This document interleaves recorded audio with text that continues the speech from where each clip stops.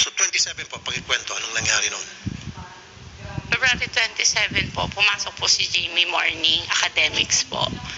4 o'clock, sinusundo ko po siya, Jamie, tara na, huwag ka na mag-training, birthday mo naman kahapon eh. Magpahinga ka muna. May tryout daw po sila sa Lasal. Okay. Magagalit si coach pag hindi ako nag-tryout.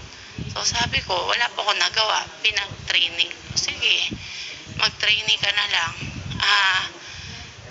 Ewan ko po, iba po yung pakiramdam ko that time. Siguro mother instinct po na parang mainit po yung pakiramdam ko na bakit gusto ko pong sunduin siya.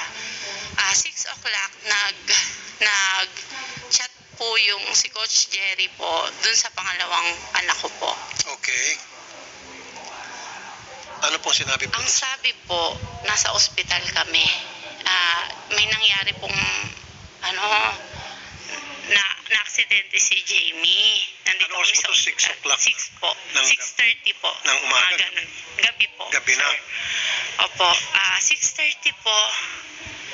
Nag-text po si Coach. Pumunta po kami sa Johnny Hospital po. Yung public po doon na Okay. hindi po tinanggap yung anak ko.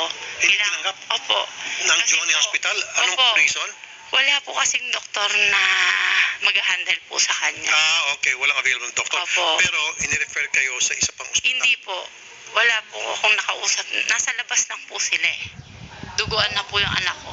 Tumutulog Hindi, dapat na po ang yung ginawa ng dugo. ospital, First meron aid silang po, ambulansya, sana. gumawa muna ng first aid, and then ambulansya ililipat kung kinakailangan sa Sana isang po. ospital na may available na mga doktor. Opo, sir. Sige, Johnny Hospital, alright. So, tapos po ano nangyari? Ako po nagdala sa anak ko sa hospital na yung sa specialist po. Bukawi specialist. Okay.